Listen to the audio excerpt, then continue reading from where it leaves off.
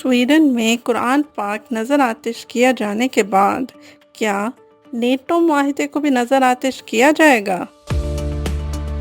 एक स्वीडिश कारकुन ने मुबैना तौर पर इस उम्मीद पर मस्जिद के बाहर कुरान जलाने का मंसूबा बनाया था कि तुर्की स्टॉकहोम यानी स्वीडन की फौजी ब्लॉक में शामिल होने की कोशिश को रोकता रहेगा। मकामी ज़राए ने दावा किया है कि एक स्वीडिश कारकुन जिसने बुनियादी तौर पर कुरान की एक कॉपी को सरेआम जलाने का मंसूबा बनाया था, उसने आइंदा स्टंट में इसकी जगह नेटो के बानी दस्तावेज़ात को जलाने का फैसला किया है। मुसलमानों की मुकद्दस किताब की बेहुरमती करके 29 साला नौजवान ने इस बात को यकीनी बनाने की उम्मीद की थी कि स्टॉकहोम की अमरीकी क़यादत वाले फ़ौजी इत्तेहाद में शामिल होने की कोशिश को तुर्की रोकता रहेगा।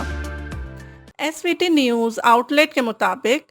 पुलिस ने पीर के रोज़ लूकस लंकविस्ट को जनूबी स्वीडन के शहर हेल्सिंगबर्ग में एक मजहबी मतन जलाने की इजाज़त दी। ये स्टंट 5 जुलाई 2023 बरोज़ बुध होने का मंसूबा बनाया गया था, लेकिन हुक्काम की मंजूरी के फ़ौरन बाद ये ऐलान किया गया कि तुर्की ने स्कैंडिनेवियन मुल्क स्वीडन को नेटो में शामिल होने की इजाज़त देने पर इत्तफाक कर लिया। इस खबर ने कारकुन को अपना मंसूबा तब्दील करने पर मजबूर किया और ठीक 8 दिन पहले 28 जून 2023 ईद उल अज़हा के मौके पर इसने कुरान पाक को नज़र आतिश कर दिया। इस शख्स ने तुर्क सदर रजब तैयब एर्दोगान के यू टर्न को अफसोसनाक और खौफनाक करार दिया। इसने नामानिगारों को समझाया कि इसका मुजाहरा मजमूई तौर पर नेटो के ख़िलाफ़ होगा, ना कि सिर्फ स्वीडन के मुतवक्का इल्हाक के ख़िलाफ़। अब वो बज़ाहिर इसके बजाय नेटो माहिदे की एक कॉपी जलाना चाहता है। हुआ कुछ यूँ था कि स्वीडन और हमसाया मुल्क फ़िनलैंड, इन दोनों ने यूक्रेन के ख़िलाफ़ रूस की फ़ौजी मुहिम को इसकी वजह करार देते हुए फ़ौजी गैर जानिबदारी की अपनी तवील रिवायात को तर्क किया और गुज़श्ता साल नेटो की रुकनीत के लिए दरख्वास्त दी थी। फ़िनलैंड को बाज़ाब्ता तौर पर अप्रैल में इत्तेहाद में शामिल किया गया था, लेकिन तुर्की ने अब तक स्वीडन की दरख्वास्त को ये इल्ज़ाम आयद करते हुए रोक रखा कि ये मुल्क कुर्द दहशत गर्दों को पनाह दे रहा है।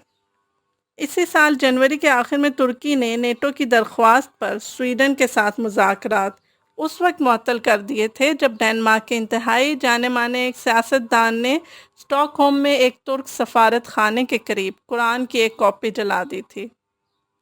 इस वाक़े पर तबसरा करते हुए तुर्की के सरबराह ने अगले माह मुतनब्बे किया था कि जब तक स्वीडन इस्लामी मुक़द्दस मतन की बेहुरमती की इजाज़त देता है,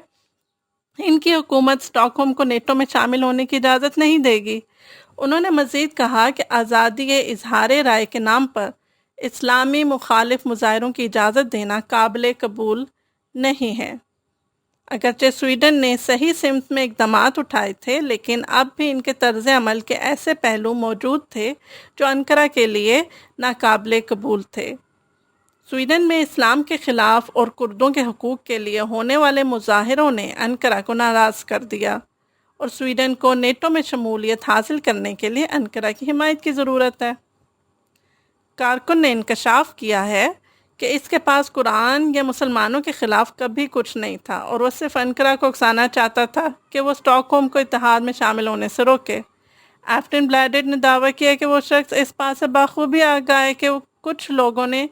उसके कुरान को तबाह करने के मंसूबे पर एतराज़ किया था और इनसे उस शख्स ने माफ़ी भी मांगी थी। फिर मस्जिद ने पुलिस को मशवरा दिया कि वो कम अज़ कम मुजाहिरे को किसी दूसरी जगह मुंतकिल करे, जो कानून के मुताबिक मुमकिन भी है,